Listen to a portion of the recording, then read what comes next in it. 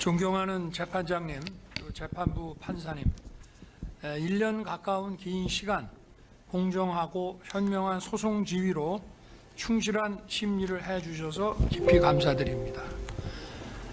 불과 몇 시간의 계엄, 아마 근현대사에서 가장 짧은 계엄일 텐데 이것을 내란으로 몰아서 국내 모든 수사기관들이 달려들어 수사를 했고 또 초대형 특검까지 만들어서 수사를 했습니다. 임무에 충실했던 수많은 공직자들이 마구제비로 입건되고 또 구속도 되고 또 무리한 기소도 남발됐습니다. 현대 문명 국가에 이런 역사가 있었나 싶습니다. 숙청과 탄압으로 상징되는 광란의 칼춤 속에서도 법과 원칙에 따라 중심을 잡고 재판을 이끌어 주신 재판부의 노고에 경의를 표합니다. 어느 방송인은 방송으로 전국에 전 세계에 시작한다고 알리고 2-3시간 만에 국회가 그만두는 내란을 보셨습니까?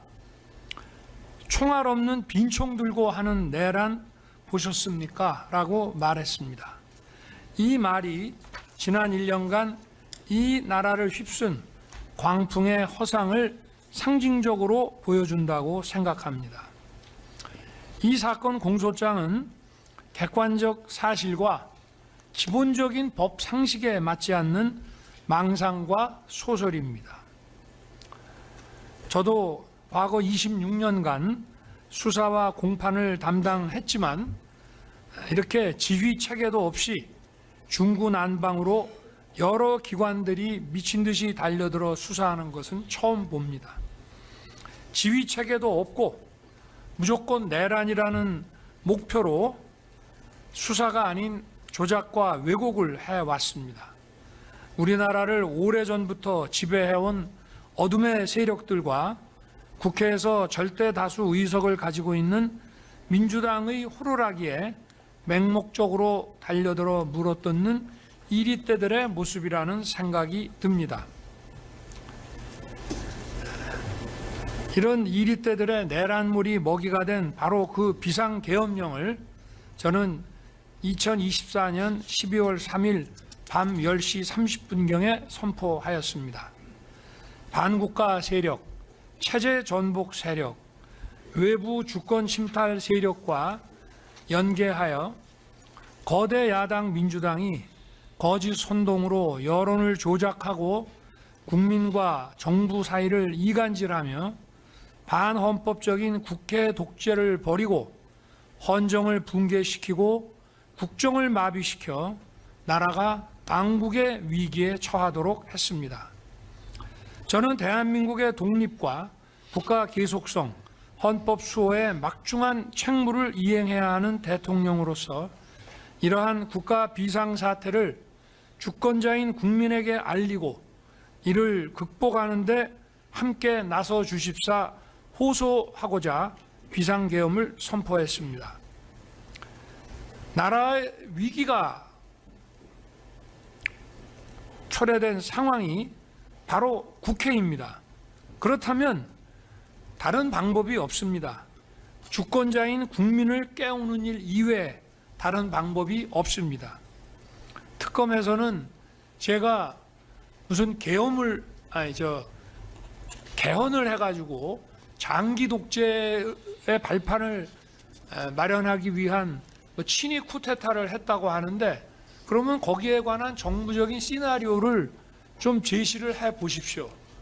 개헌을 어떻게 하며 그리고 보통은 과거에 이런 소위 쿠데타성 장기 독재 내지는 권력 장악에서의 이 개헌이라는 것은 국회를 해산시키고 국민 투표로서 밀어붙여서 했지만 오늘날 우리 국민이 이런 국민 투표에 녹록하게 응할 사람이 어디 있습니까?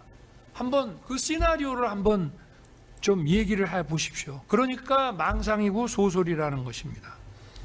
국민들께서 주권자가 제발 좀 정치와 국정에 관심을 가지고 이러한 망국적 폐악에 대해서 감시 견제를 해달라는 호소였습니다. 국회 경비와 질서 확보를 위해 투입된 소수 병력 중 일부는 비무장 상태로 국회 담벼락 아래 앉아 있었고, 일부는 빈총만 들고 국회 마당에 수천 명의 군중에 둘러싸여 폭행을 당했습니다. 누구도 국민을 억압하거나 국회의원들의 계엄 해제 요구 의결을 위한 의사 일정을 방해하지 않았습니다. 본회의에 출석하고자 한 의원들은 대부분 다 들어갔습니다. 계엄 기준 시인 밤 11시로부터 2시간 만인 새벽 1시 3분에 190석의 찬성으로 계엄 해제 요구가 신속하게, 아마 전 세계에서 가장 빠르게 의결됐습니다. 특전사 92명과 수방사 15명이 밤 12시 무렵에 국회 경내로 들어갔지만 이미 엄청난 인파가 들어와 있었고, 약 4천 명이 넘는 인파에 비해 군은 너무나 소수여서 질서 확보 업무조차 제대로 하지 못했습니다. 뒤늦게 추가 병력이 국회 인근에 도착했지만 바로 계엄 해제 요구 의결안이 통과되자 전 병력은 즉각 철수했습니다. 선관위에는 계엄법 7조에 의한 사법행정사무관장 권한에 따라 선거관리 시스템의 보안 점검을 하려고 들어갔지만 시간과 준비 부족으로 서버 장비 사진만 찍고 나왔습니다. 그동안 선거 소송에서 가짜 투표용지가 다량 발견됐고, 불과 1년 전인 23년 하반기 국정원의 보안 점검 결과 선관위는 국가기관이 갖춰야 할 기준에 현격히 미달하고 외부 해킹에 무방비한 심각한 상황이 드러났기 때문입니다. 이제는 국민들도 이런 사실을 다 알고 계십니다. 선거제도는 대의민주주의의 통치 질서를 형성하는 핵심적인 제도이고, 민주주의의 역사는 바로 투표권 쟁취의 역사입니다. 자유민주국가에서 선거 관리는 투명성과 공정성이 확실하게 담보되어야 합니다. 그럼에도 불구하고 선관위가 투명하고 공정한 검증을 거부하고 있었기에 선거관리의 중요성과 국민적 관심을 고려해서 점검하도록 한 것입니다. 공정한 선거는 국민 통합의 기초가 됩니다. 당연히 국가 안보와 번영의 주축도림은 더 이상 설명할 필요가 없습니다. 이들이 국헌을 문란하게 했습니까? 폭동을 일으켰습니까? 아까 얘기한 것처럼 개헌을 통해서 장기 집권을 하려고 그러면 결국은 국회를 해산해야 되는데, 국회를 해산하거나 또는 국회가 준영구적으로 기능이 정지되도록 할 만한 어떤 계획을 세우거나 한 것이 없습니다. 또 폭동이라고 하는 것은 그러한 국헌 문란의 목적에 쓰이는 폭동이어야 되는데 그런 폭동 자체가 없었습니다. 이 내란이라는 것은 집합범죄이기 때문에 누가 뭔 짓을 하든지 간에 다 똑같이 책임을 진다. 맞습니다. 그러나 기본적인 이 국헌 문란과 이 폭동이라고 하는 이 범죄의 고의는 같이 가지고 있어야만 되는 것입니다. 여기에 가담했다고 하는 오늘 이 자리에 있는 이 피고인들도 이런 고의가 전혀 없는 사람들입니다. 국헌문란에 고의도 없고 초과 주관적 요소라는 목적도 없을 뿐 아니라 폭동한다는 의식도 없는 사람들입니다. 예를 들어서 어느 장군이 반란을 일으켜서 권력을 잡고 국토를 참전하고 정권을 잡겠다고 하는데 그 장군을 쫓는 군인들이나 민간인들이 있다면은 그 사람들은 거기에 다 가담한 사람들이라고 봐야죠. 그러나 대통령이 헌법에 따라서 내린 비상계엄에 대해서 그 계엄 사무를 맡았거나 지원 업무를 했다고 해서 이렇게 얘기하는 것은 그건 그야말로 망상이고 소설일 뿐입니다. 계엄 선포 시부터 해제 시까지 6시간 걸렸습니다. 새벽에 계엄 해제를 위한 국무회의를 소집하는데 시간이 좀 지체됐습니다. 국회의 계엄 해제 요구 결의안이 통과됐는데 대통령이 국방부 지하에서 국회법 책이라 보고 앉아가지고 국무회의 소집을 태만히 했다 하는데 그렇지 않습니다. 비서실에서 벌써 국무회의 소집을 시작했습니다. 그렇지만 이게 새벽에 나오는데 시간이 좀 걸린 것뿐입니다. 그래서 국무위원들이 빨리 안 오기 때문에 일단 국방장관과 계엄사령관을 불러서 군의 계엄 상황을 먼저 종료시키라고 했고, 그래도 기다리는데 국무위원 소집이 다 안 되다 보니 제가 먼저 계엄 해제 대국민 담화를 했습니다. 국민들께서 처음에는 이런 과거와 같은 계엄도 아니고 이런 계엄을 도대체 대통령이 왜 선포했는지 어리둥절해 하셨습니다.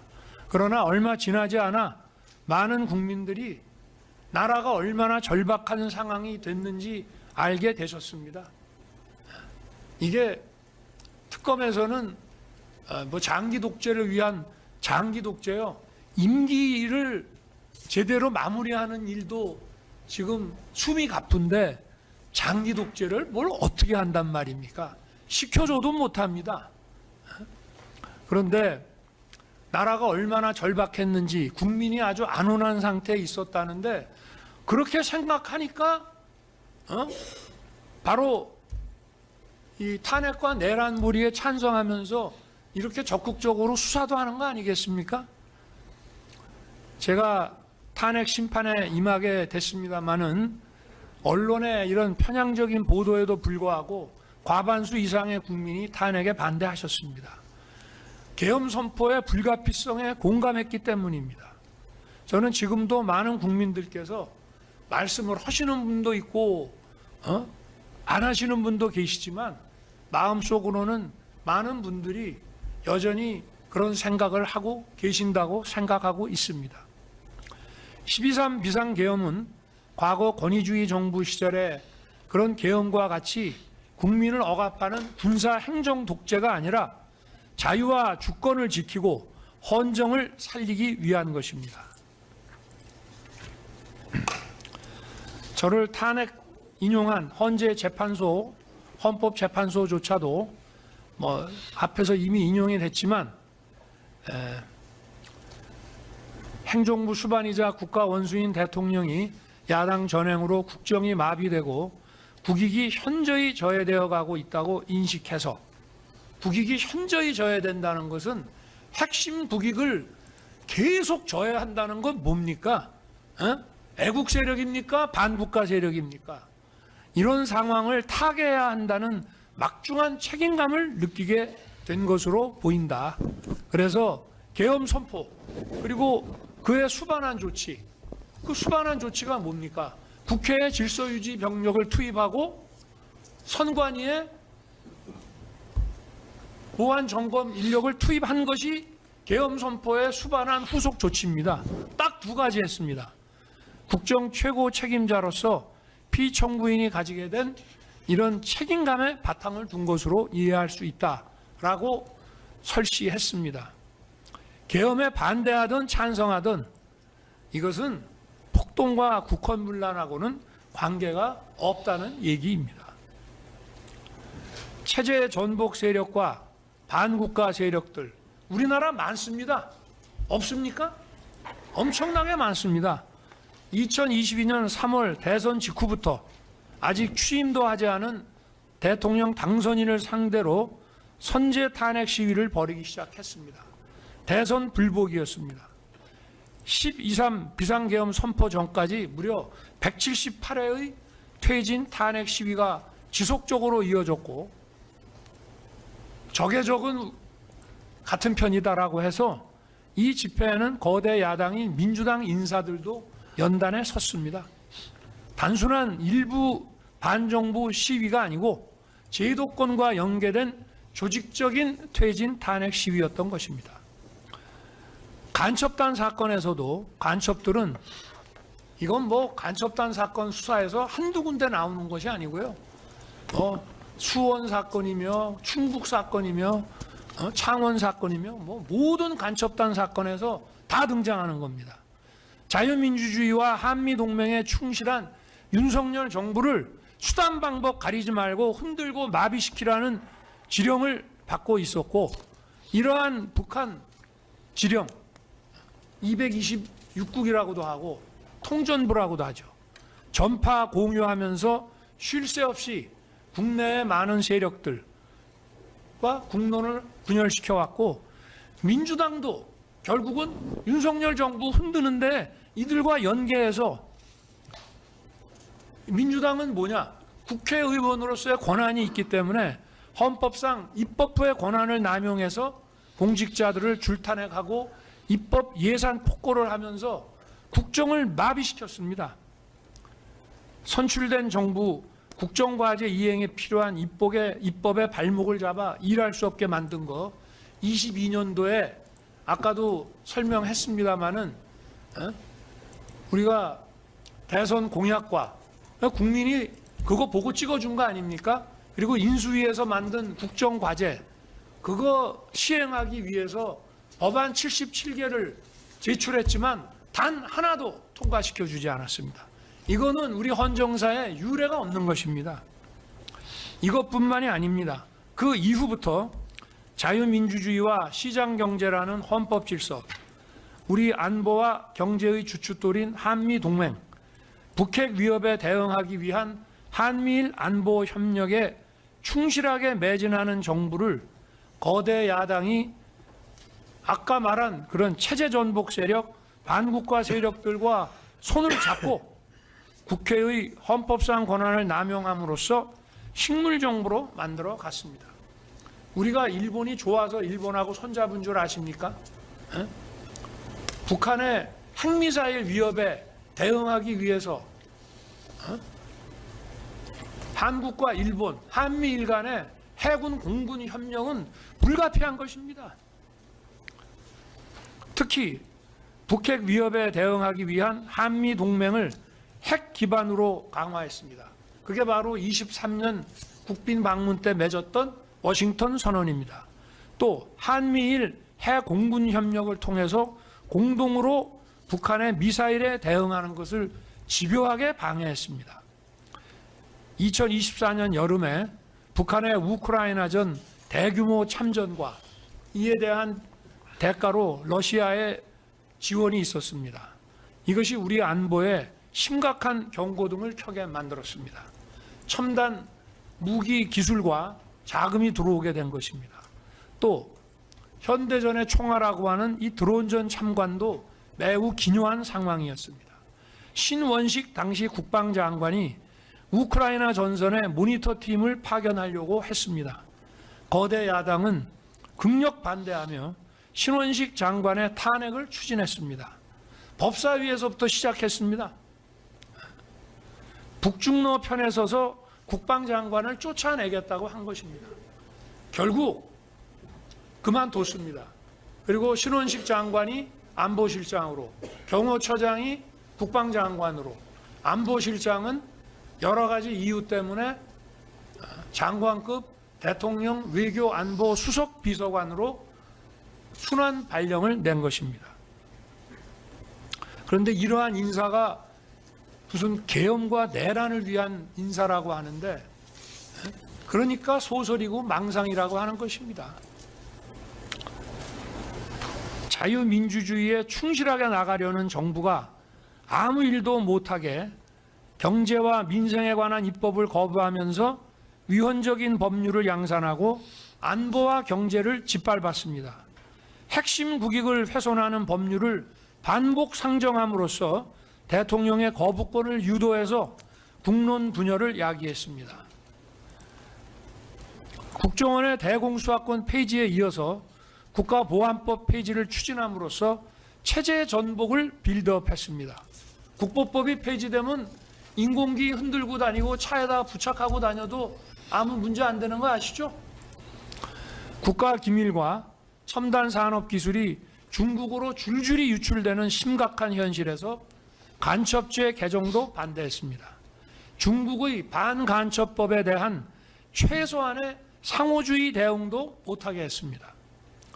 국가안보에는 방산기술과 산업인프라 확충, 방산시장 확대와 방산협력 국가 간의 연대가 매우 중요합니다.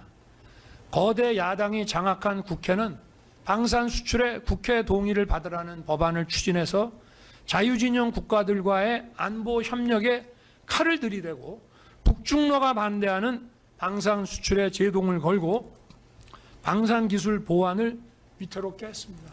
지금은 방산 수출할래도 쉽지 않습니다. 우리 방산 수출하는 이 무기의 핵심 기술들이 대부분 미국 겁니다. 미국이 오케이 안 해줍니다. 지금은. 핵심적인 안보 예산에 대한 거대 야당의 폭거를 보면 기가 막힙니다. 북한의 핵과 미사일 공격에 신속하게 대응하기 위한 감시 정찰 자산과 미사일 방어 요격 시스템 사업 예산을 대폭 삭감해서 사업 추진이 불가능하게 만들었습니다. 북핵과 미사일에 대한 확실한 대응은 안보뿐만이 아니라 국가 위험도를 줄임으로써 투자 유치와 경제 활성화에 매우 기여한 것입니다. 또 국방 인력의 허리에 해당하는 부사관과 초급 간부에 대한 열악한 처우로 이 사람들이 전부 퇴직을 합니다. 이건 매우 중요한 일입니다. F-35 몇 대 가지고 있는 것보다 이런 전문성 있는 인력을 장기 근무로 유도하는 것이 우리 국방력 강화에 또 국방력이 훼손되지 않게 막는 것에 아주 결정적으로 중요한 것입니다. 이러한 처우 예산도 틀어 막았습니다. 배정된 예산이 국민 세금 부담이 그렇게 큰 것도 아니었습니다. 누구 얘기를 듣고 이런 것을 실행하는 건지 이러한 핵심 예산만 딱딱 집어내서 삭감하는 것에 기가 찰 노릇이었습니다. 치안 예산과 관련해서 대표적인 부분은 마약 수사입니다. 요거 한 가지만 얘기하겠습니다. 치안에 대해서는. 마약 수사를 막기 위한 인건비 삭감과 특활비 폐지입니다. 이거 수백억입니다. 민주당 정부 때에도 마약 수사 조직을 경찰로 일원화했습니다. 이 마약 수사는 관록과 실력 있는 검찰의 마약 수사 조직, 여기 뭐 과거에 검찰 강력부에 계시던 분도 있습니다만은 이 마약 수사 조직이 엄청난 관록을 가지고 있었는데 이거 전부 폐지하더니 이번에는 아예 경찰 수사 예산까지 삭감했습니다. 마약은 미래 세대를 병들게 하는 것뿐만이 아닙니다. 여러분 혹시 초안전이나 하이브리드전 책을 읽어보셨는지 모르겠지만 마약 시장을 장악한 세력은 모든 범죄 시장을 장악합니다. 그래서 초안전이나 하이브리드전의 대상 국가의 정치, 경제, 사회를 장악하게 됩니다. 오늘날 이 수단 방법을 가리지 않는 이 부도덕한 초안전, 하이브리드, 비전투 전략 전술에서 바로 이 마약전에 대한 국가적 대응이 얼마나 중요한 건지 알면서도 일부러 무시하고 있는 것입니다. 왜 민주당은 마약 대응에 이토록 소극적이고 움츠러드는지 이해할 수가 없습니다. 이 마약 수사라고 하는 것은 단순한 마약의 문제가 아니라 이건 국가적 대응으로 확실하게 국가 안보 차원에서 막아야 되는 것입니다.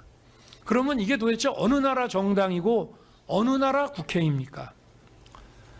검찰 수사권과 수사활동비 폐지와 아울러서 부패와 금융 사기 사건을 전문성이 부족한 기관에 몽땅 넘기고 반대 세력과 정적을 탄압하기 위해서는 초대형 특검을 만들어서 천문학적인 혈세를 쏟아붓고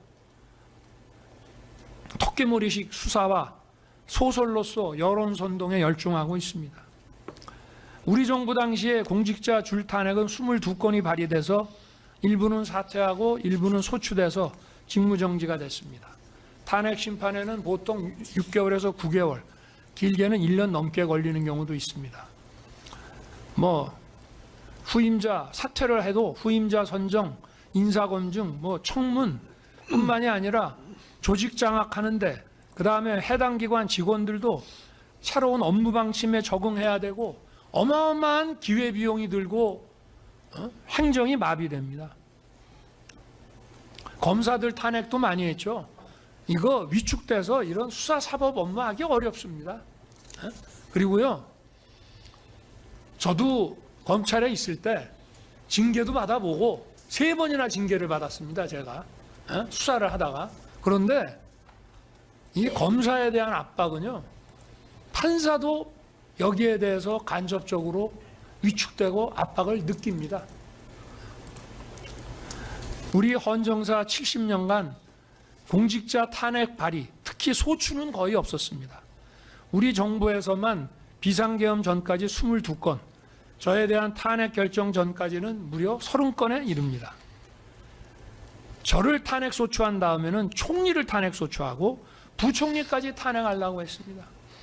헌법재판관 임명 때문에 그랬습니다. 이게 과연 정상적입니까? 제가 탄핵 소추 결정이 나고 나서 후임 헌재 재판관 임명 때문에 내각을 줄탄핵하겠다고 했습니다. 또 대법원장 탄핵 얘기까지 나왔습니다. 국회에서 다수 의석만 가지면 입법 예산 폭거와 무고한 공직자 줄탄핵을 마음껏 하라고 대한민국 헌법이 허락했습니까? 이것은 분명한 헌법상 권한남용이고 헌법의 정신과 취지에 명백히 위반되는 반헌법적인 것입니다. 그러면 이러한 반헌법적인 국회 독재를 왜 우리 정부를 상대로 이렇게 집요하게 벌였다고 생각하십니까? 자유민주주의 체제, 자유시장경제 체제, 자유진영과의 연대라는 헌법상 지향해야 될 국가 노선을 뒤엎기 위한 것 아닙니까? 체제의 전복을 노리는 거 아닙니까? 감사원장과 서울중앙지검장 탄핵을 추진하는 것을 보고 저는 경악했습니다. 감사원장 최재해 씨는 감사 전문가로 민주당 정부에서 임명한 비정치적인 사람입니다. 당시에 선관위가 벌인 초유의 채용 비리 사건, 권익위를 통해서 감사원이 감사를 하고 있었고, 또 민주당 정부 시절 사드 배치 관련 기밀 유출에 대한 감사를 진행해서 검찰에 수사 의뢰를 했습니다. 이처럼 반드시 필요하고 적법한 감사에 대해서 감사원장 탄핵으로 감사원 업무를 방해했습니다. 이런 사정을 보면 선관위와 민주당의 유착, 또 간첩 이적 행위에 대한 민주당의 조직적 비호, 이걸 대놓고 드러내는 것이라고 생각할 수밖에 없지 않습니까? 또 헌법기관장인 감사원장을 탄핵한다는 것은 한마디로 헌정 시스템을 뒤엎겠다는 겁니다. 헌법재판소에서 한 200m 정도 올라가면 감사원이 있습니다. 점심시간에 서로 만납니다. 그런 감사원장을 헌재 탄핵 심판정에 세우겠다는 얘기입니다. 전국의 모든 공직자, 산하기관, 국영기업체, 금융위, 공정위, 금감원 이런 데를 감사하는 감사원장이 무슨 해임 사유가 될 만한 비리가 있는 것도 아닌데 탄핵해서 직무정지를 시킨다면 단순한 감사원만이 아니라 모든 국가 행정과 행정을 적법하고 효율적이게 만드는 공직기강이 도대체 어떻게 되겠습니까? 우리 헌정사는 물론 세계 헌정사에도 초유의 일입니다. 중앙지검은 부패, 경제 등 중요 사건의 50% 이상을 다루는 핵심 수사 사법기관입니다. 자신들의 부패를 수사하는 검사들을 압박하고 줄 세우기 위해 탄핵을 추진하는 것을 보고 이제는 판사를 겁박만 하는 것이 아니고 판결이 마음에 안 들면 판사도 이제 막 탄핵하겠구나 생각이 됐습니다. 이제는 막장까지 온 겁니다. 사법부의 독립은 저는 그렇게 얘기합니다. 자유민주주의의 시작이라고 저는 생각합니다. 사법부 독립이 무너지면 오늘날 베네수엘라 같은 독재국가 보십시오. 어떻게 해서 독재 권력을 만들어냈습니까? 바로 사법부를 장악해서 독재 권력을 만들어냈습니다. 사법부의 독립이라는 것은 자유민주주의의 시작입니다. 저는 검찰에 있을 때도 그런 얘기 많이 했습니다. 검찰의 중립성과 독립이 완벽히 보장된다면 자유민주주의의 완성이고 사법부의 독립은 자유민주주의의 시작이라고. 그런데 탄핵 소추권을 가지고 이런 칼춤을 추고 헌정을 무너뜨리겠다는 것입니다. 우리 대한민국 자유민주주의 헌법은 이런 국회, 이런 의회주의를 허용하고 있지 않습니다.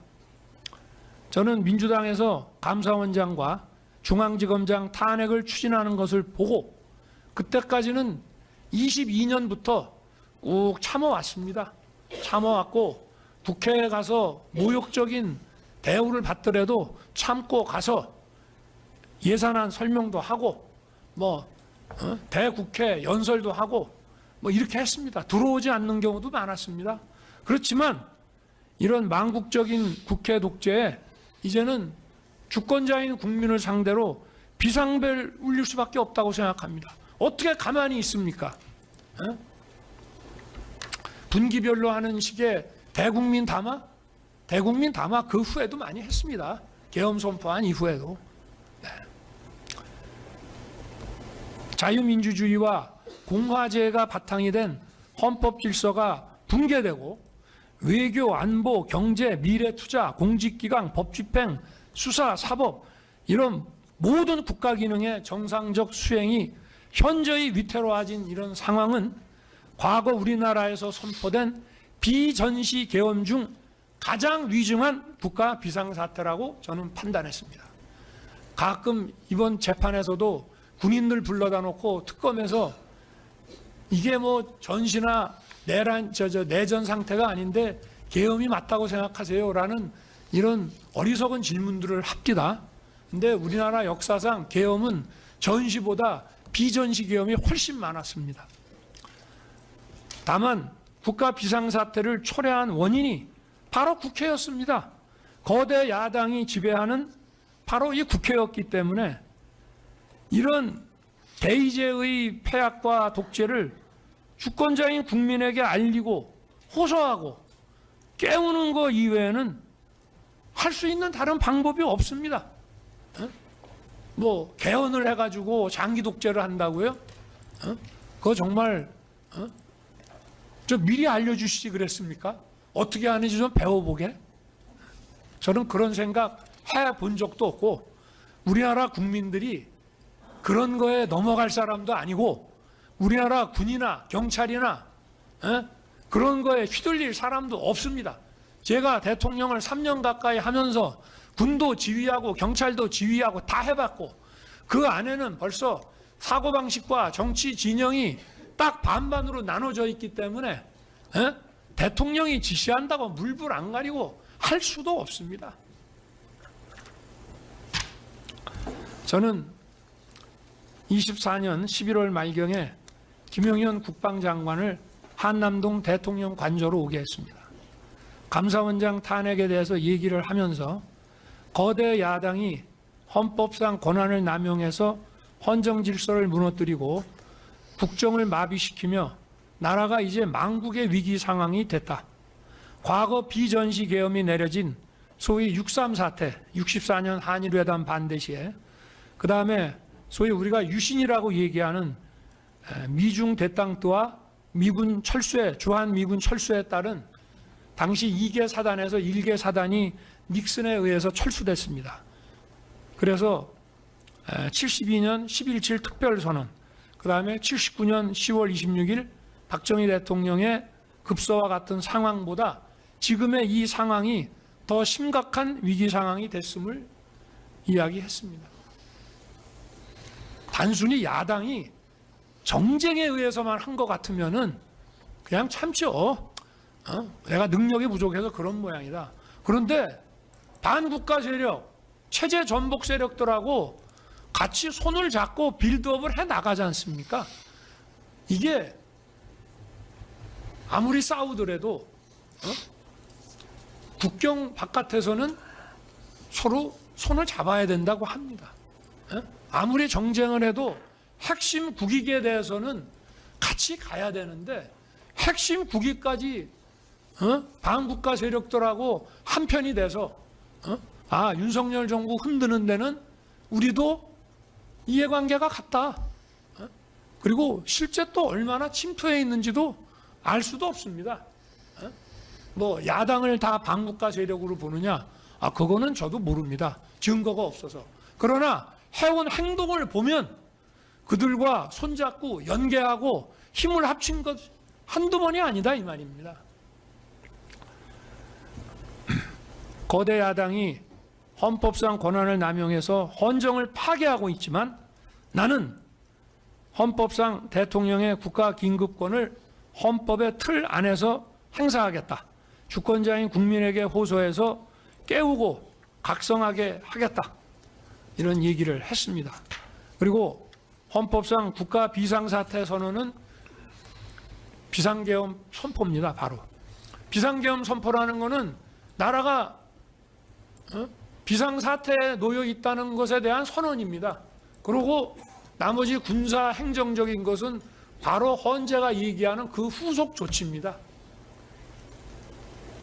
그래서 합참 근무도 많이 하고 또 이런 계엄 매뉴얼도 잘 아는 김용현 장관한테 검토해서 보고해달라고 지시했습니다. 그러나 대통령의 기본적인 가이드라인은 몇 가지 분명히 했습니다. 자, 이거는 과거 계엄하고는 다르다. 과거 계엄처럼 할 수도 없어요.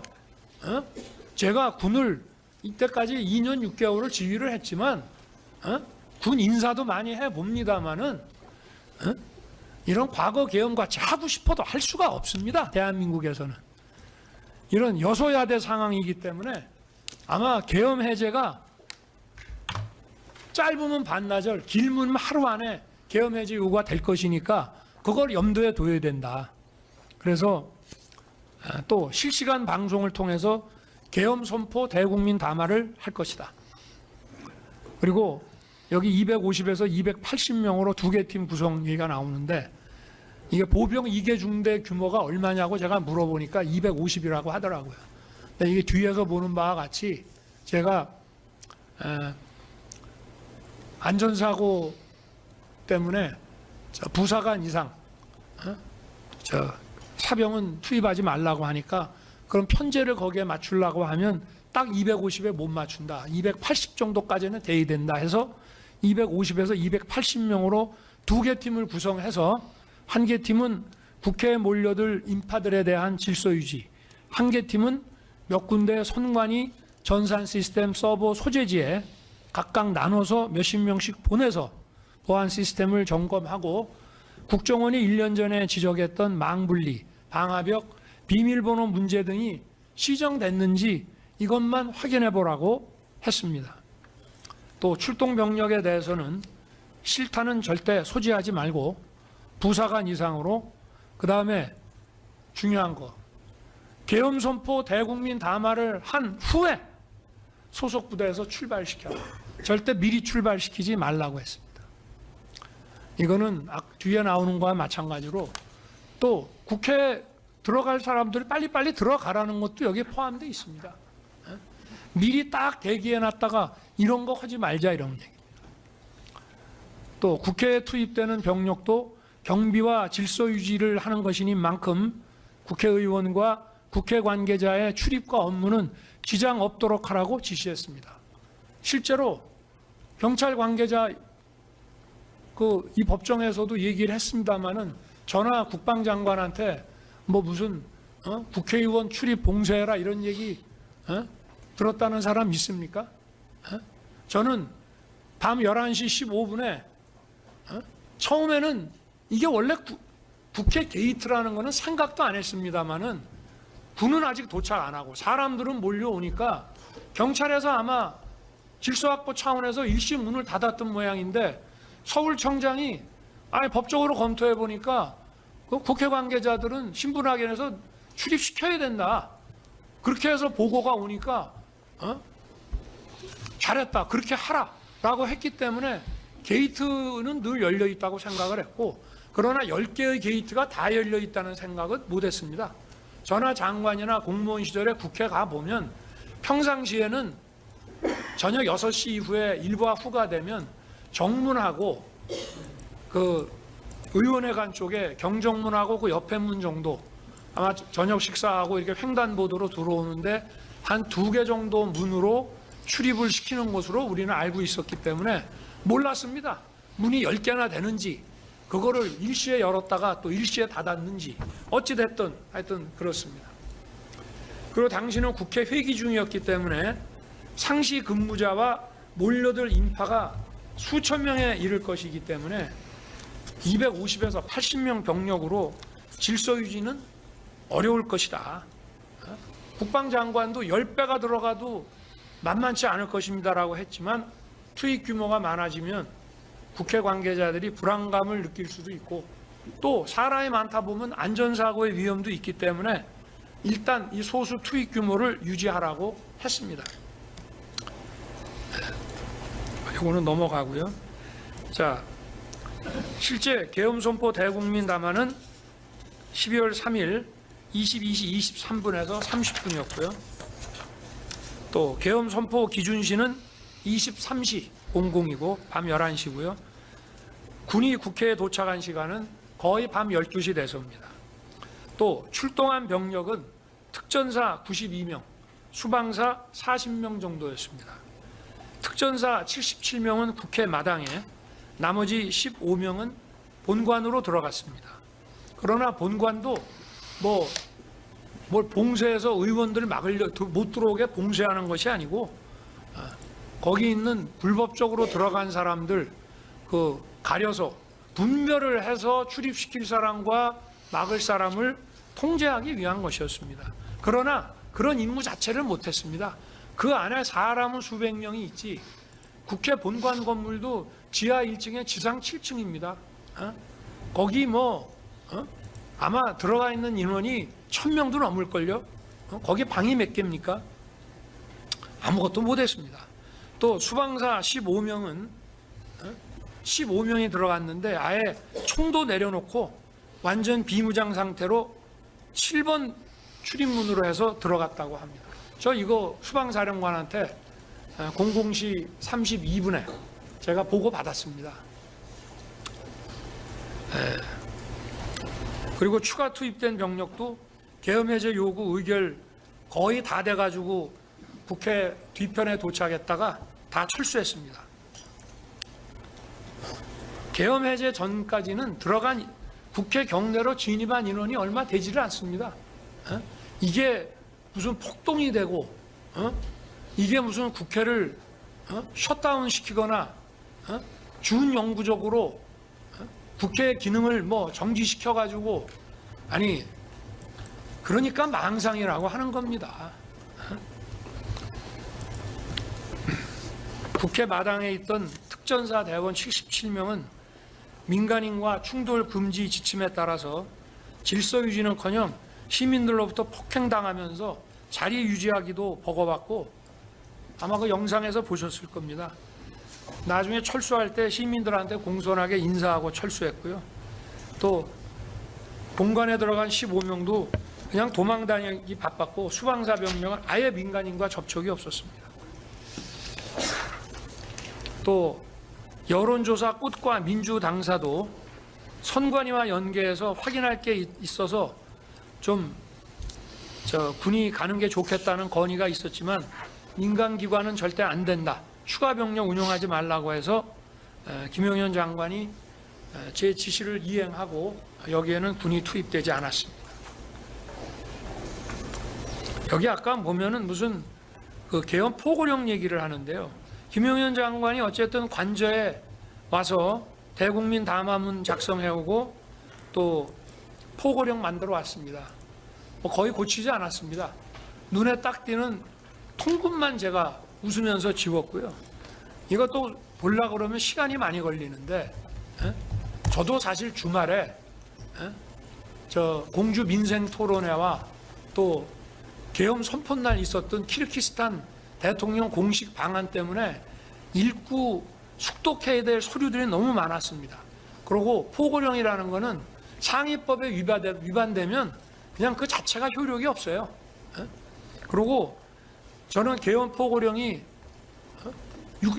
반나절이나 하루면은 바로 계엄이 해제될 것으로 당연히 생각을 하고 있었기 때문에 이거 시행될 리도 없는 거라고 생각을 했고 나중에 저 경찰에서 그 게이트 뭐 차단하는데 이거를 뭐 참조했다고 하는데 참 이게 아무리 그래도 포고령이라는 거는 국회 계엄 해제를 의결할 수 있는 국회의원에 관해서는 포고령에서 뭐라고 정해도 그거 다 무효입니다.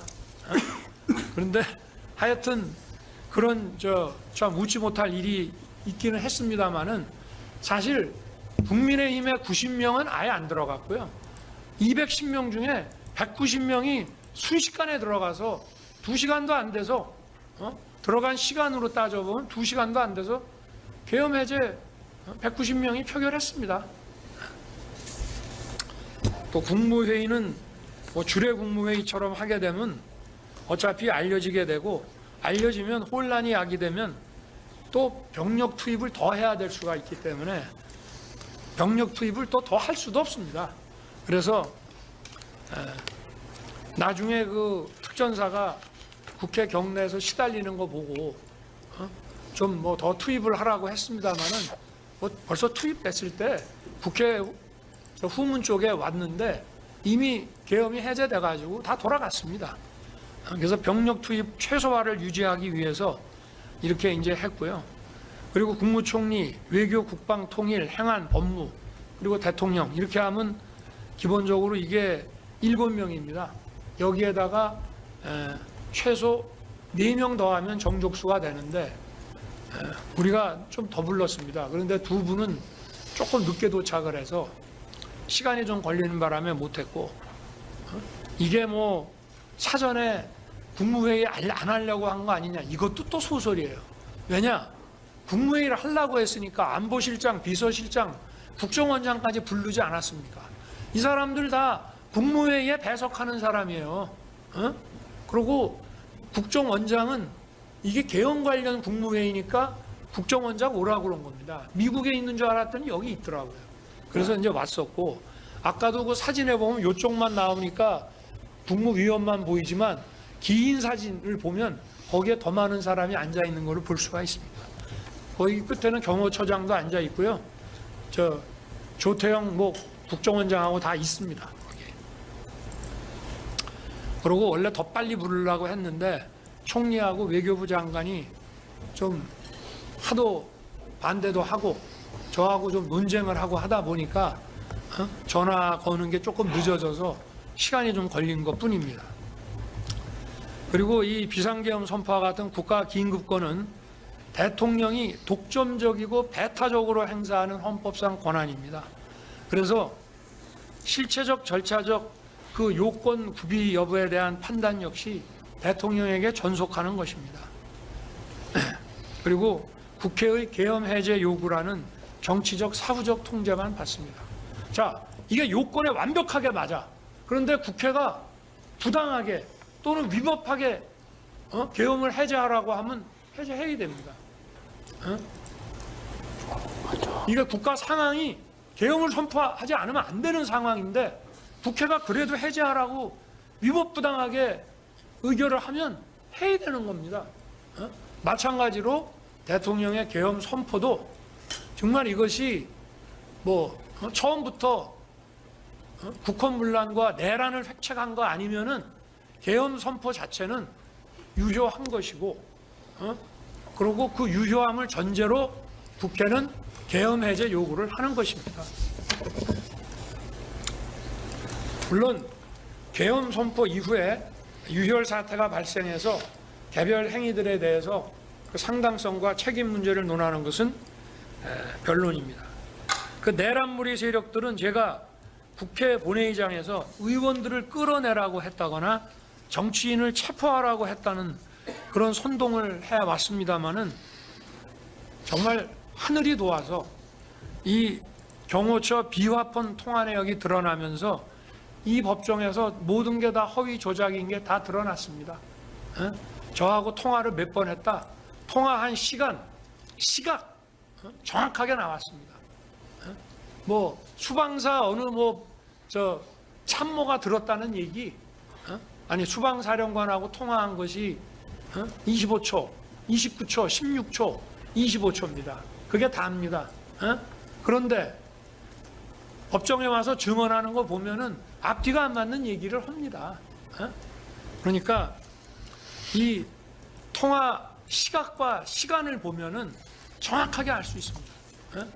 여기 지금 이 자리에도 와 계시고 뭐 아까 대통령의 뭐 내가 상피곤해서 뭐라고 얘기하고 싶지는 않습니다만은 대통령의 뭐 위법한 지시를 거부했다 하는데 위법한 지시를 한 적도 없고 할 수도 없었습니다. 왜냐?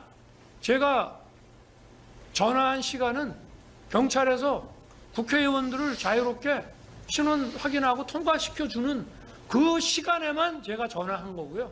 그리고는 1시간 10분 후에 표결 들어가고 전화를 했기 때문에 월담 의원을 잡아라, 체포해라, 뭐 국회의원을 체포해라 그런 얘기를 한다는 자체가 미친 사람 아니고선 할 수가 없는 거죠.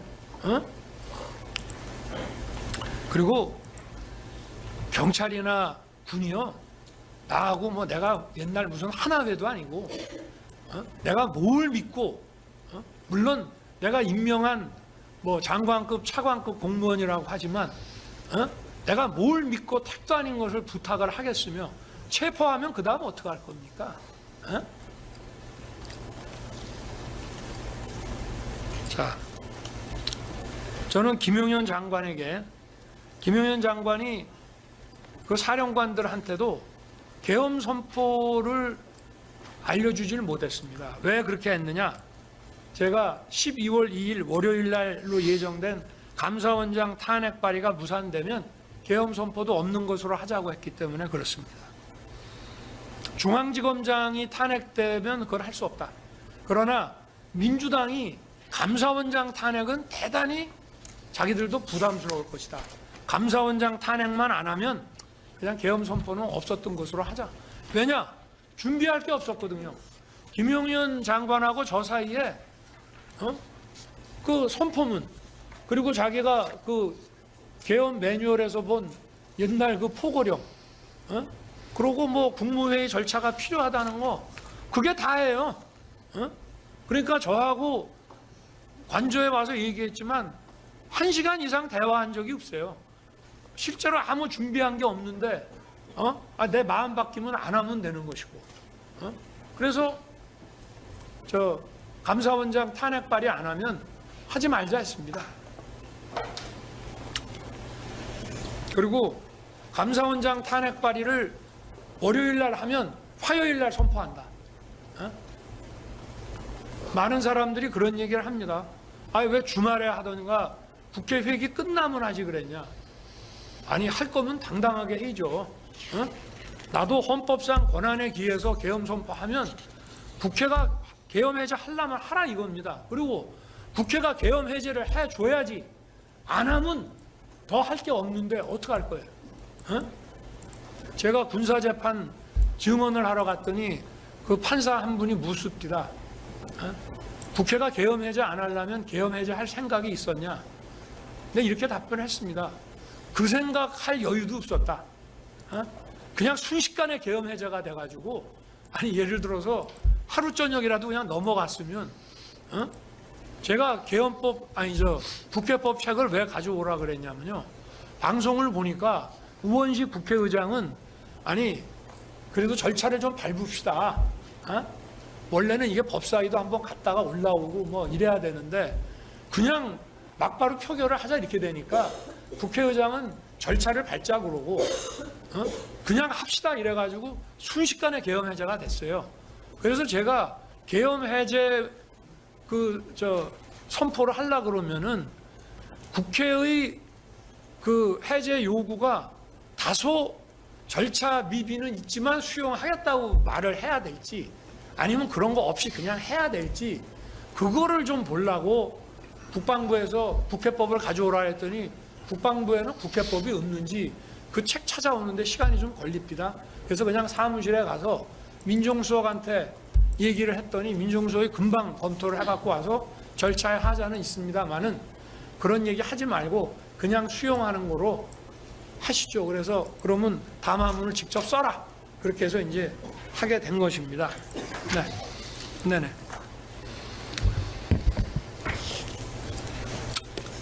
빨리 좀 하겠습니다. 아마 김용현 장관은 저의 그 계엄 선포 대국민 담화 직전 또는 직후에 국회 출동할 특전사, 수방사 또 선관위에 갈 방첩사령관에게 계엄 얘기를 아마 그때 한 것으로 생각이 됩니다.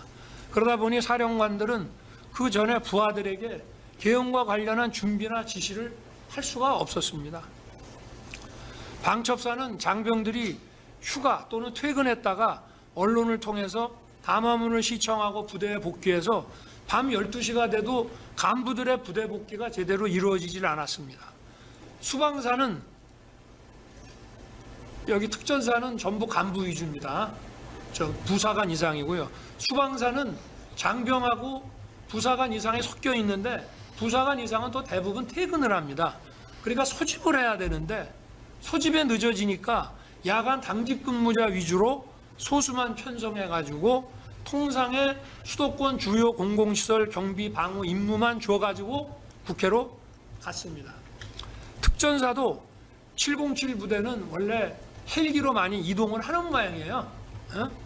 그래서 또 헬기로 훈련도 하고 하는 모양인데 그 운항 승인을 수방사가 한참 안 내줘가지고 또 시간이 지체됐습니다. 이렇게 각 부대 사이에도 사전에 소통이 전혀 없었습니다. 왜냐? 준비를 하나도 안 했기 때문입니다. 이 내란몰이 세력들은 이런 몇 시간 계엄, 이런 대국민 메시지 계엄을 친위 쿠데타라고 합니다. 친위 쿠데타를 이렇게 하는 거 보셨습니까? 여러분들 그 신군부가 하는 그거 뭐 영화 보셨죠? 그 뭐 영화가 사실하고 동기나 이런 데서 좀 차이가 있다라고 하지만 어쨌든 거기서 이런 식으로 합니까? 친위 쿠데타라는 거 어떻게 하는지 알지도 못하고 생각도 해본 적이 없습니다만은 이렇게 방송으로 언론에 알리고 또 사전에 준비 없이 야간 당직 근무자 소수만 데리고 하는 겁니까? 또 친위 쿠데타 한다면 선관위는 왜 갔습니까? 아니 사태를 아예 장악하고 나중에 가도 되는 거고 친위 쿠데타라고 하면 당분간 선거할 일도 없는데 선관위를 못 알아갔습니까? 선관위 보안 점검을 통해서 공정한 제도 개선을 추구한다는 것은 선거로 구성되는 헌법기관의 국민 신뢰를 높여서 북한을 문란하게 하는 게 아니라 오히려 그 반대로 북한을 더 강화하고 헌정을 지키는 거 아닙니까? 아니 상식이 있으면 생각을 해보십시오. 그래서 망상이라는 겁니다. 국민들이 각자 생계에 바쁘셔서 대놓고 얘기는 안 하지만 상식이기 때문에 다 알고 계십니다. 바보가 아닙니다. 국민들도. 경찰은 참 억울하게 됐습니다. 11월 말에 장관하고 얘기할 때부터 경찰을 투입하거나 계엄 사무에 지원 요청한다는 것은 생각도 해본 적이 없었어요. 그냥 계엄이 선포됐으니까 계엄을 선포하면 군을 최소한으로 해서 국회의 질서 확보, 선관위의 보안 점검 이것만 딱 시키려고 했던 것인데 그리고 국회 문이 뭐 10개가 있는데 열었다 닫히고 하는 것도 몰랐고 아까 얘기했지만 공무원 시절 경험으로 야간에는 아마 이런 식으로 할 것이다. 그런 정도만 생각을 했기 때문에 그런데 참 김용현 장관이 제 방에 오지 않았으면 여기 조지호 청장이나 김봉식 청장이 뭐 이런 식의 지금 어려운 상황에 처해 있지 않았을 텐데 좀 미안하게 생각합니다. 저도. 계엄 선포 당일 김용현 장관이 헐레벌떡 제 방에 왔어요.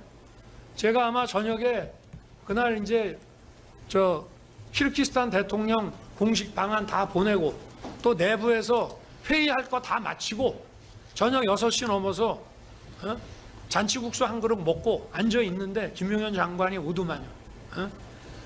그러더니 투입되는 군 병력이 국회를 말합니다. 워낙 소수니까 이게 질서 유지가 어렵습니다.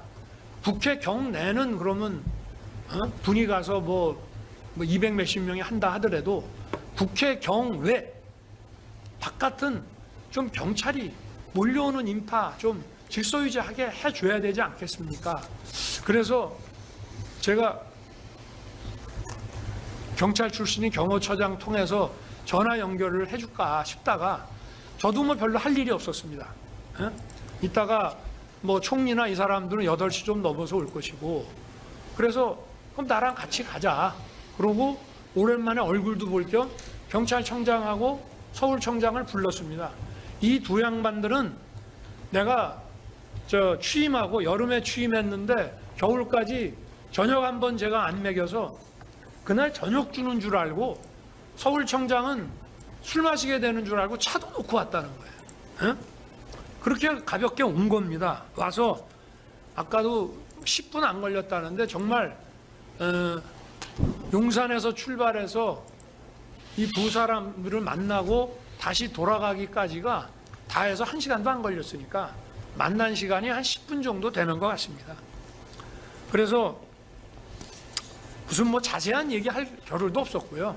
그냥 국회 바깥에 좀 처음에는 이따 상황이 생길지 모른다 하다가 나중에 이제 그래도 계엄 얘기를 좀 해주는 게 좋겠다고 해서 뭐 내가 얘기했는지 장관이 얘기했는지 모르지만 하여튼 계엄 얘기가 그 자리에서 나왔고, 그러나 상황이 생길지 모른다 했으니 계엄이 선포될지 안 될지 이 두 사람은 모르고 그날 간 거예요.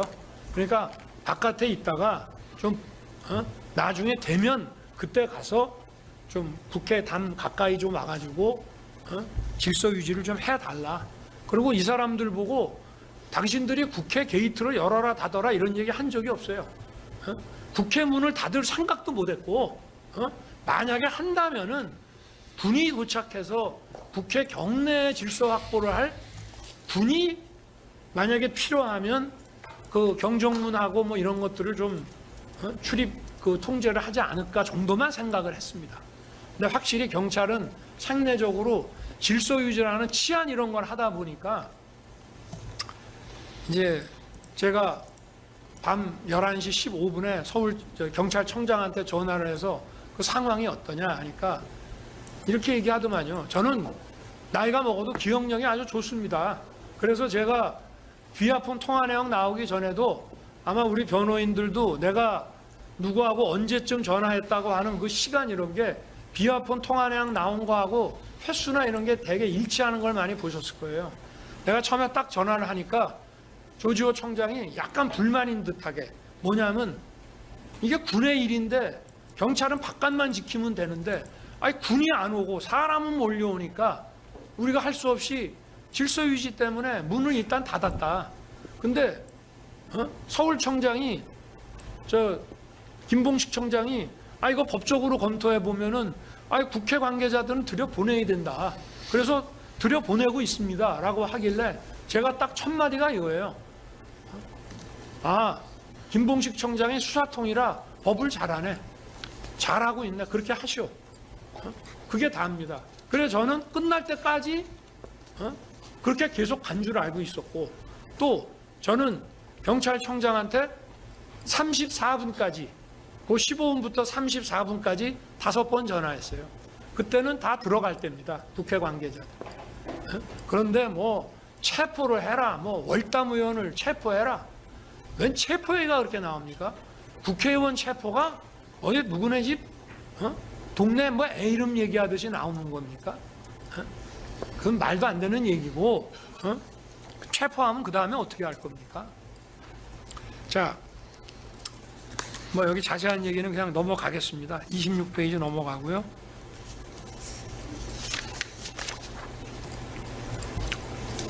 네, 28페이지도 넘어가겠습니다. 이 법정에서 이미 다 신문을 했기 때문에요.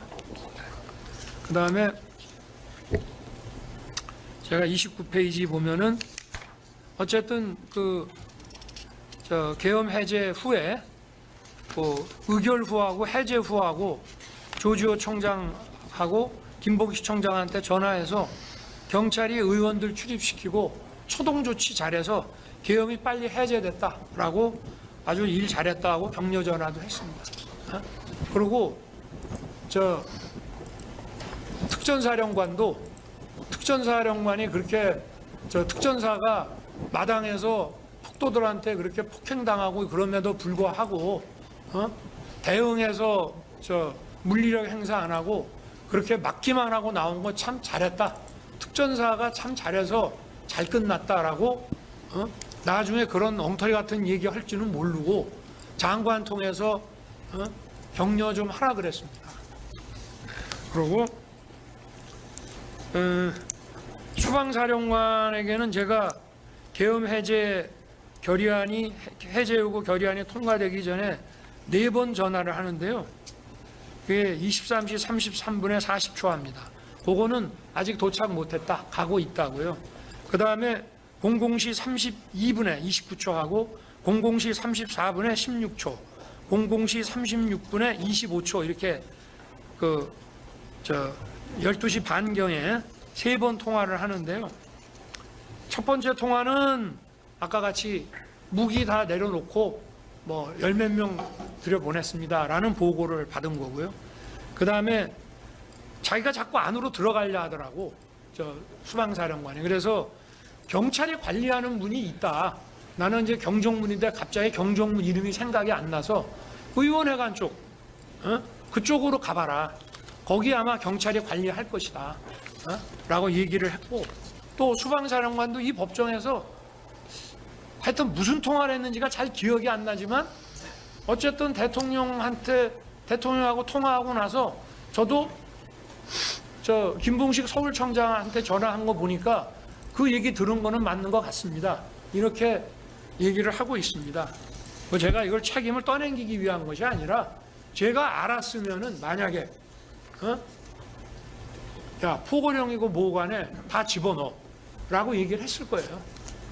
물론 뭐 210명 중에 190명이 들어갔으니 특별히 못 들어간 사람 빼놓고 대부분은 다 갔다고 봐야 되지만 어쨌든, 그리고 이 법정에서도 수방사령관이 자기가 12시쯤 도착해서 보니까 막 담 넘는 사람들도 경찰이 이렇게 뒤에서 엉덩이 받쳐갖고 넘겨주더라는 겁니다. 자, 수방사령관도 이 법정에서 이런 얘기 했습니다. 당시에 언론에서 가짜 뉴스들이 막 쏟아지고 이 사람은 이렇게 증언했네, 저 사람은 저렇게 증언했네 막 들이대니까 기억이 안 나는 얘기도 막 하게 되는 것 같더라. 그런 얘기도 하고요. 또 사람들은 헌재의 탄핵 인용의 결정적인 증거가 곽종군, 홍장원의 증언, 또 한덕수 총리의 증언, 이런 것을 들고 있습니다. 그런데 헌재 탄핵 심판에서 비하폰 통화 내역과 CCTV 영상이 제시됐다면은 참과 거짓의 증언들이 좀 명쾌하게 분별이 될 수 있지 않았겠나, 그런 생각이 많이 아쉽습니다. 물론 헌법재판소법에도 탄핵 절차법에도 형사재판과 같이 증거 능력 있는 증거에 의해서 탄핵 재판하도록 되어 있습니다. 그런데 그렇게 안 했어요. 헌재의 논리는 탄핵은 일종의 행정 징계 절차이기 때문에 그 법 안 지켜도 된다는 겁니다. 나는 그게 무슨 논리인지 모르겠어요. 법에 엄연히, 헌법재판소법에 엄연히 있는데 이 법은 안 지켜도 되는 훈시조항이라고 얘기하는 것이 어찌됐든 하여튼 뭐 단심이니까. 그런데 다른 공무원도 아니고 전체 국민이 직접 선출한 약 1,800만 표를 얻어서 된 최고의 민주적 정당성을 가진 대통령을 그런 식으로 재판에서 탄핵했다는 것은 참 안타까운 일입니다. 그렇게 생각을 해보니까 왜 계엄 해제를 했는데 바로 그날부터 이런 내란몰이 수사가 이루어졌나 하고 생각을 해보니까, 아, 이게 탄핵 심판에서 이런 증거들을, 박근혜 대통령 때처럼 이런 증거들을 막 던져서 끌어내리기 위한 게 아니었나 하는 생각이 나중에 시간이 가고 나서 듭니다. 저는 계엄 해제 요구 국회 의결이 있자마자 하여튼 뭐 아까 같이 군을 철수시키고 국무위원 소집을 기다리다가 계엄사령관하고 장관을 불러서 분계엄 상황을 종료시키라고 했고, 그래서 김용현 장관이 즉시 화상으로 전군 주요 지휘관 회의를 엽니다. 원래 이것도 국무회의 심의를 하고 대통령의 공식적인 계엄 해제 선언이 있어야 군이 계엄 상황을 종료시키는 전군 지휘관 회의를 하는 겁니다. 그러나 먼저 하라 그랬습니다. 그래서 아마 2시에서 3시 사이에 한 거로 알고 있습니다. 추경호 의원도 그런 얘기를 합니다마는 계엄 선포 후에 제가 추경호 국민의힘 원내대표한테 미안하다고 전화했습니다. 야당 상대하느라고 정말 고생 많이 했는데 보안 때문에 미리 알려주지 못해서 미안하다. 의원들은 걱정할 거 없다. 곧 끝난다. 그리고 추경호 의원도 대통령이 자기에게 전화해서 국회가 절차 밟아서 해제 요구 의결하면 즉시 해제한다라고 제가 했다고 증언했습니다. 공소장에도 비슷한 얘기가 기재되어 있는 것으로 압니다. 저는 계엄 선포 전날인 2012년 2월에 공주 민생토론회와 산성시장 방문, 12월 3일 키르기스탄 대통령 공식 방한 행사를 모두 소화했습니다. 이 민생토론회는요, 한 2시간 이상 대통령이 직접 상대해야 되는 거기 때문에 이거 공부 많이 안 해가지고 자료 숙도 안 하고 가면 아주 생방송되면서 망신 떨기 딱 좋은 행사입니다. 거기다가 외국 대통령의 공식 방한은요, 그냥 비즈니스 런치가 아니고 국빈 방문하고 우리가 비용을 다 대주거나 또는 무슨 이런 거 몇 가지만 빼면은 똑같습니다. 소인수 회담부터 하는 게 똑같아요. 그래서 여기에 대해서도 준비해야 될 게 많은데 이거를 제가 토요일, 일요일 주말에 이거를 전부 소화를 하면서 시간을 보냈고요. 그러다 보니 김용현 장관이 가지고 온 거 꼼꼼하게 못 본 과오도 있습니다. 네, 다 했어요 이제. 네네.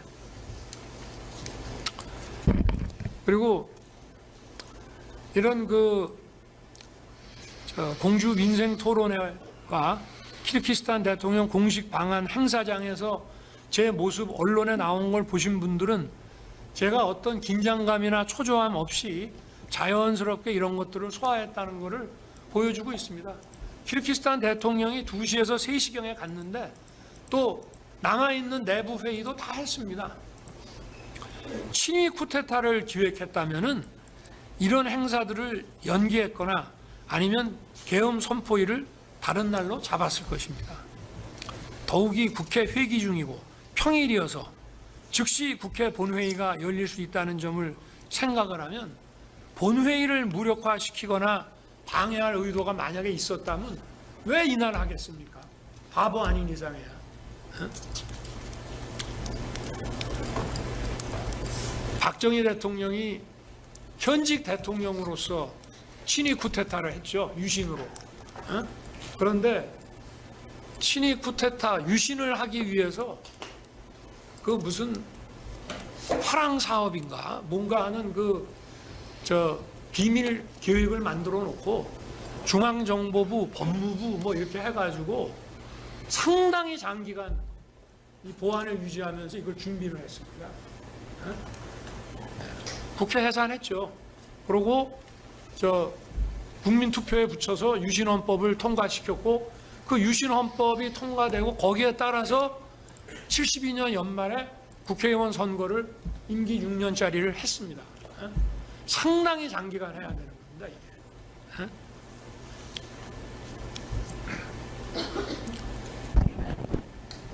방첩사령관은 아시다시피 12월 1일부터 계엄 선포 전날인 12월 2일까지 이틀간 휴가 갔습니다.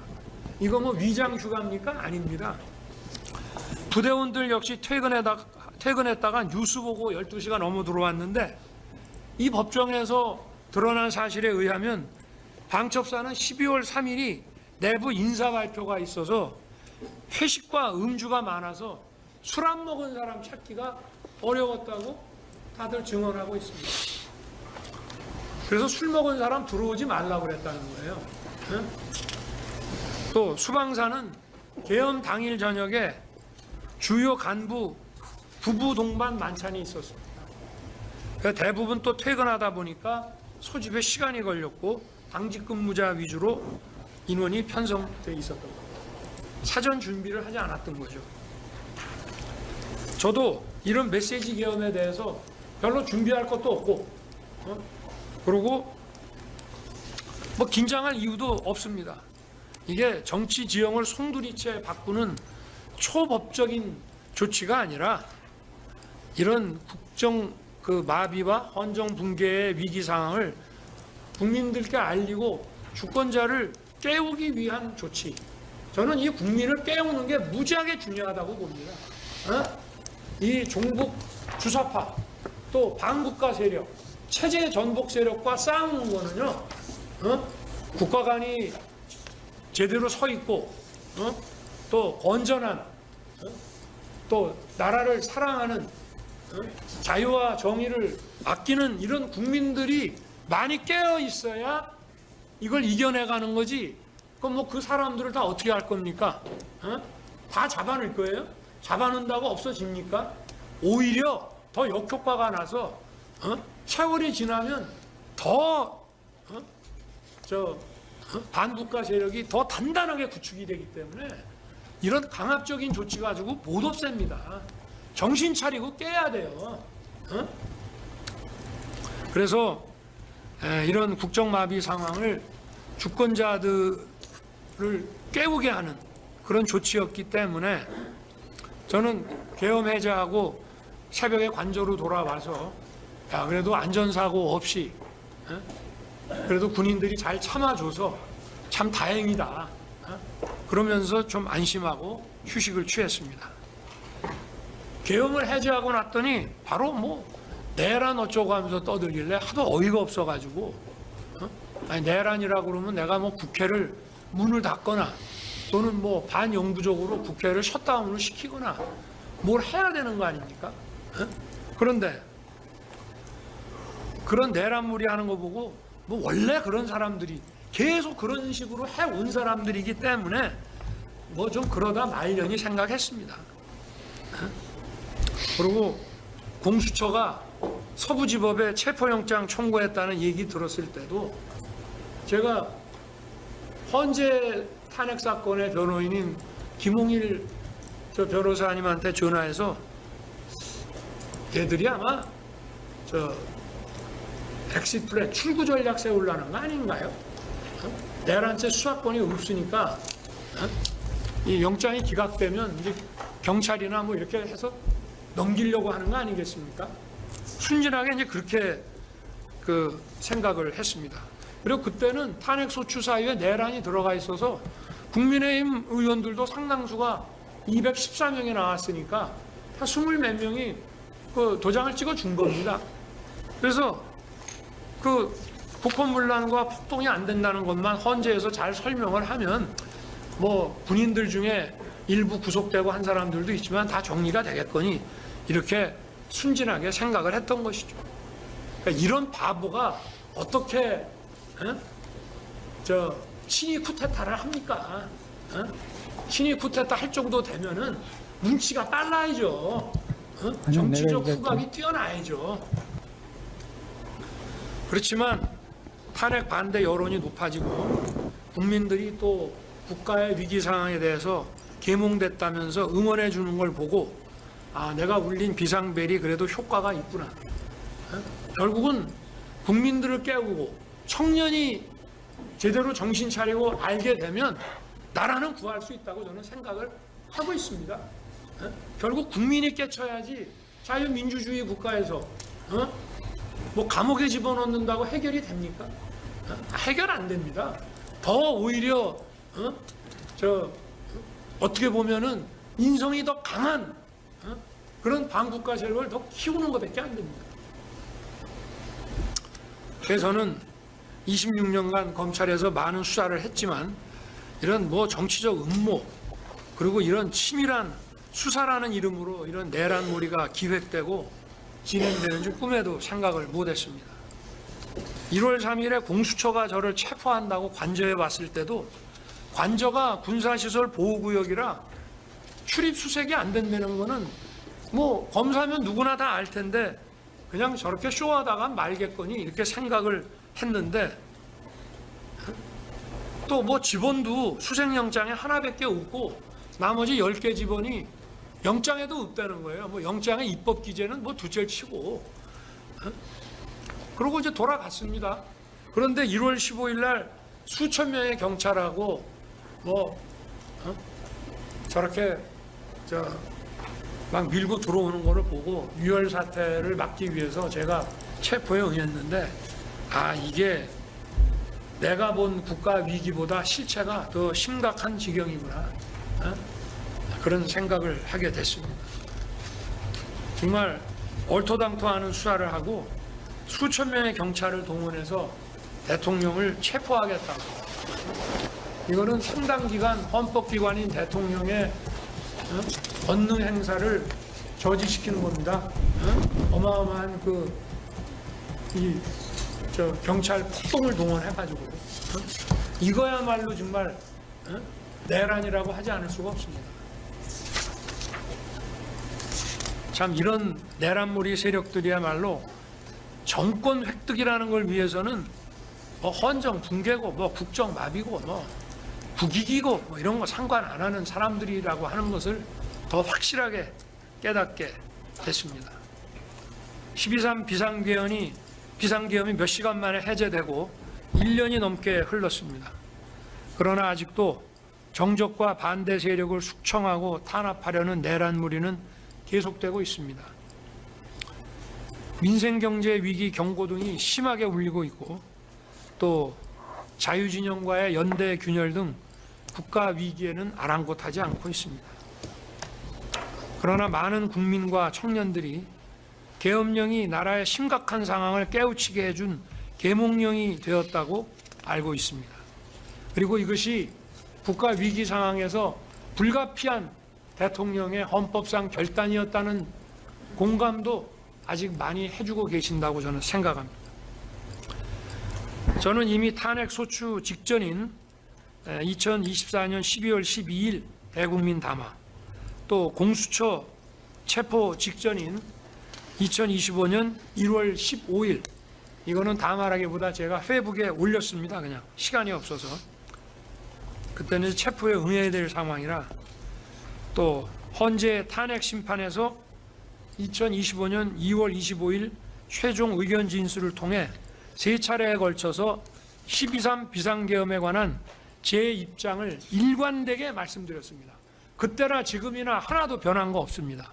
다만 오늘 진술은 그 후 드러난 비화폰 통화 내역과 또 제가 법정에서 본 법정 증언 등을 통해서 확인된 실체를 더해서 말씀드리는 것입니다.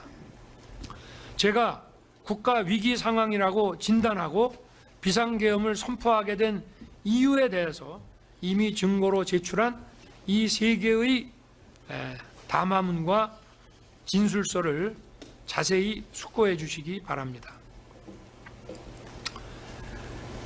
여기에서도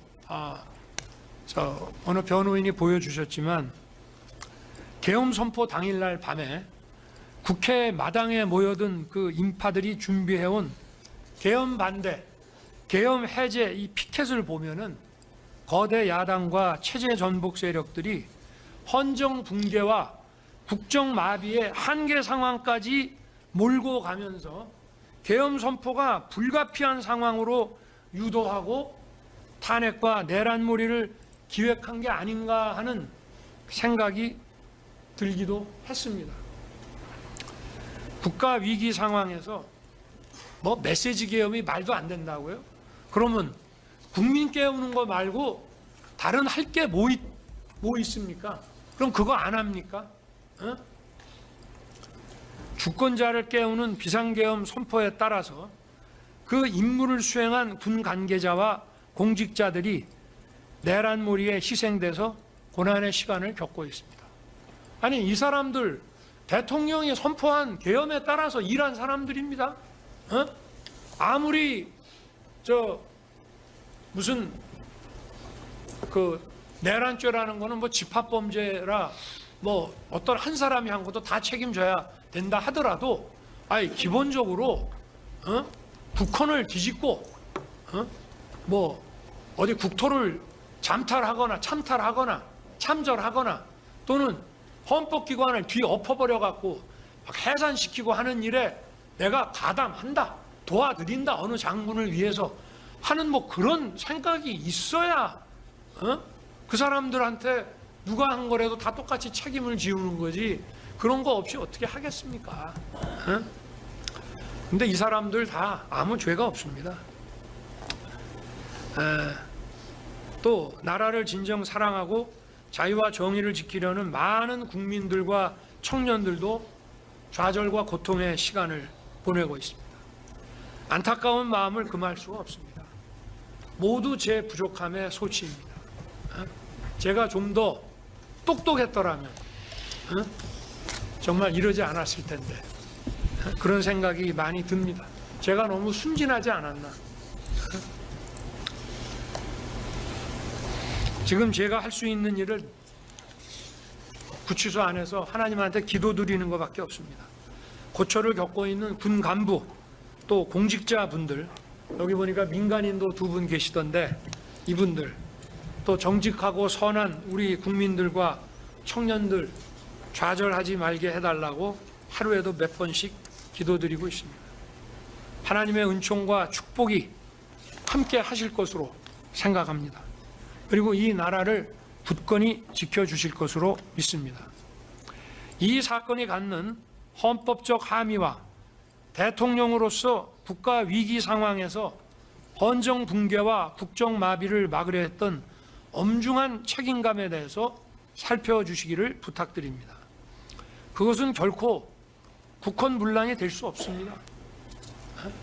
국회를 해산시키거나 국회 문을 해산에 준하는 장기간의 기능 부전을 시키거나 또는 선관위를 없애거나 장기간 선관위를 어떻게 기능을 못하게 하거나 그럴 의도가 있었다는 거 전혀 없습니다. 아까 무슨 비상 입법기구 국방장관이 안을 만들었으니까 그게 국보위 아니냐? 여러분, 국보위도요 국회 해산하고 만든 겁니다.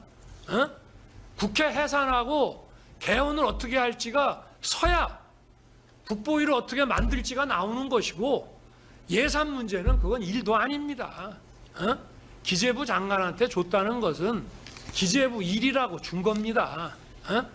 만약에 법률 전문가인 제가 봤으면 벌써 용어부터 이런 거 좀 잘 손을 봤겠죠. 그러니까 그런 거 가지고 국보위라고 얘기하려면 국보위 어떻게 했습니까? 국회 해산하고 했잖아요. 국회를 해산하려면 어떻게 해야 됩니까? 강력한 군권을 가지고 전국을 그야말로 장갑차와 탱크로 평정을 해야 됩니다. 그런 거 시도라도 했습니까? 그러니까 망상과 소설을 그만 쓰라, 이런 얘기를 하고 싶은 것이고요. 그 배희철 변호사가 충분히 설명을 했기 때문에 이 정도 하겠습니다. 고된 일정 속에서 충실하게 늦은 시간까지 또 이렇게 장기간 심리해 주신 재판부에게 정말 감사드립니다. 또 방청과 중계를 통해 사건의 실체를 확인하고 응원해 주신 국민들께도 감사드립니다. 나라를 살리고 헌정을 지키기 위한 대통령의 헌법상 국가 긴급권 행사가 내란이 될 수가 없습니다. 재판부의 현명한 판단을 부탁드립니다. 감사합니다.